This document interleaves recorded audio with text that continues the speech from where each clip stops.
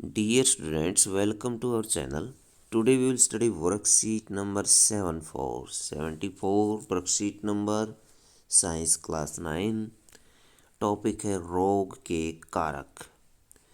जिज्ञासा दीदी, क्या कारण है कि लोग रोगों से ग्रसित होते हैं अथवा बीमार क्यों होते हैं, ये रीजन पूछा गया है इसमें। ज्ञान रोग मुख्यतः दो प्रकार के कारकों के कारण होते हैं। इसके दो कारक बताए हैं। पहला कारक है तात्कालिक कारक। यह शरीर में होने वाले प्रमुख कारण होते हैं। जैसे रोग कारक सूक्ष्मजीव शरीर में घुसकर रोग का कारण बनता है। जैसे एक विषाणु शरीर में घुसने पर विषाणु जबर देता है, या टीबी का जीवाणु टीबी पैदा करता है। तो इसमें क्या है, सूक्ष्म जीव शरीर में घुस जाते हैं और वो शरीर में रोग उत्पन्न कर देते हैं, तुरंत रोग उत्पन्न करते हैं। सहायक कारक, यह वे अन्य कारक हैं जो रोग प्रतिरोधक अक्षमता को कम करते हैं और रोग के होने की संभावना को बढ़ाते हैं। इनमें समय लगता है। उदाहरण के लिए कुपोषण एक छोटे बच्चे में डायरिया का एक सहायक कारक हो सकता है। साथ ही बच्चे के परिवार की तंग आर्थिक स्थिति भी कुपोषण का कारण हो सकती है। आर्थिक स्थिति यानी पैसे की स्थिति, इसकी वजह से कुपोषण यानी भोजन की कमी। अगर भोजन की कमी है तो कुपोषण रोग उत्पन्न हो जाता है, जिससे विटामिनों की कमी हो जाती है शरीर में। इसलिए आर्थिक स्थिति भी एक सहायक कारक हो सकती है। इसी प्रकार व्यक्तिगत या सामुदायिक अस्वस्थता, उचित जन सुविधाओं के अभाव में साफ पेयजल का उपलब्ध न होना भी सहायक कारक में आते हैं। सामुदायिक अस्वस्थता यानी आसपास सफाई न रहना, घर के आसपास गंदगी रहना। और व्यक्तिगत साफ सफाई या अस्वस्थता, शरीर की सफाई न करना, समय पर न नहाना, समय पर नाखून न काटना, तो इस तरह की गंदे कपड़े पहना, इस तरह की जो साफ सफाई है वो व्यक्तिगत अस्वस्थता में आती है।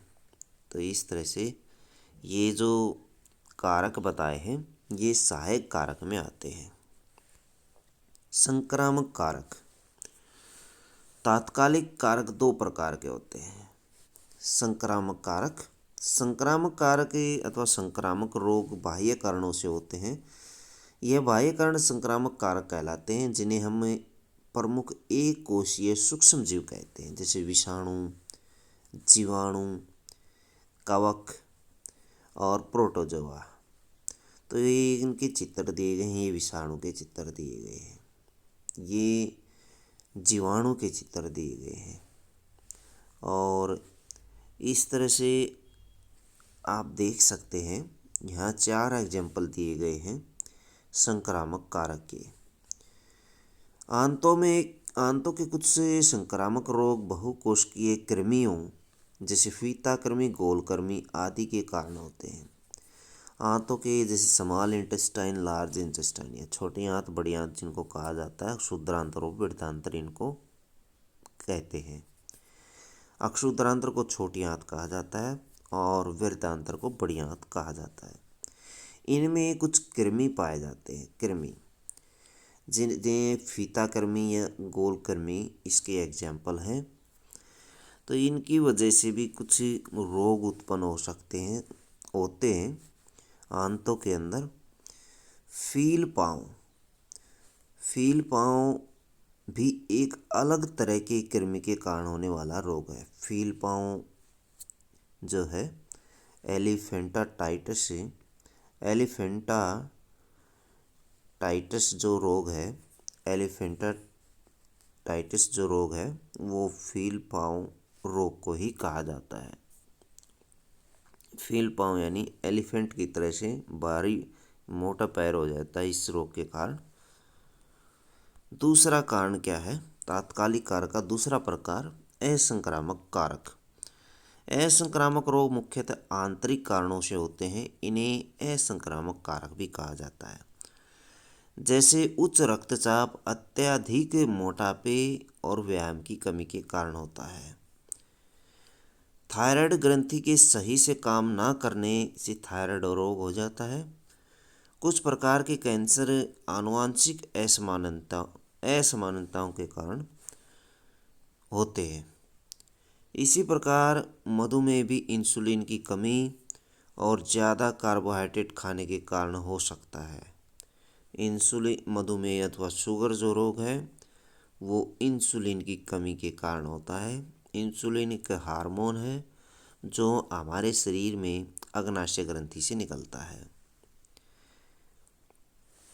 कुछ क्वेश्चन हैं इस वर्कशीट से संबंधित। क्वेश्चन नंबर 1 है, कौन से दो मूल कारक हमारे शरीर में रोगों का कारण बनते हैं? एक उदाहरण देकर स्पष्ट करें। कौन से दो मूल कारक हैं जो हमारे शरीर में रोग का कारण बनते हैं? पहला है तात्कालिक कारक और दूसरा है सहायक कारक। तात्कालिक कारक जैसे आप एग्जाम्पल दे सकते हैं, जैसे एक विषाणु, ये वाली लाइन आप इसमें लिख सकते हैं। या फिर इसमें आप लिख सकते हैं सहायक कारक के तौर पर आप लिख सकते हैं आर्थिक स्थिति या कुपोषण। कुपोषण लिख सकते हैं, आर्थिक स्थिति की वजह से कुपोषण हो सकता है। क्वेश्चन नंबर 2 है, हम क्यों कहते हैं कि संक्रामक रोग बाह्य कारकों के कारण होते हैं? उदाहरण दीजिए।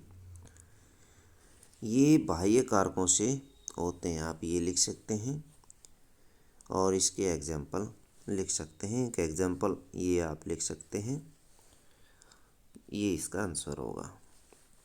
क्वेश्चन नंबर 3 है, कोविड-19 का तात्कालिक कारक और दो सहायक कारक लिखिए। तात्कालिक कारक आप क्या लिखेंगे कि इसमें विषाणु के कारण, विषाणु शरीर में घुस जाता है और जबर उत्पन्न कर देता है, ये आप लिख सकते हैं। बुखार बना देता है, खांसी जुकाम भी लिख सकते हैं। सहायक कारक सहायक कारक क्या लिखेंगे? सहायक कारक है संक्रमित व्यक्ति से, संक्रमित व्यक्ति से ये फैलता है और हवा के माध्यम से भी ये फैलता है। ये दो आप सहायक कारक लिख सकते हैं। क्वेश्चन नंबर 4 है, हम क्यों कहते हैं कि असंक्रामक रोग जो है वो आंतरिक कारकों के कारणों से होते हैं? उदाहरण दीजिए। असंक्रामक रोग आंतरिक कारणों से होते हैं, इसके हमें एग्जाम्पल लिखने हैं। जैसे उच्च रक्तचाप, अत्यधिक के कुछ एग्जाम्पल आप ये लिख सकते हैं। 1 2 3 4 एग्जाम्पल दिए गए हैं। तो इन 4 एग्जाम्पल्स में से छांट करके आप लिख लेंगे। तो बच्चों, ये थी आपकी साइंस की वर्कशीट। वीडियो अच्छी लगे तो लाइक करें, हमारे चैनल को सब्सक्राइब करें।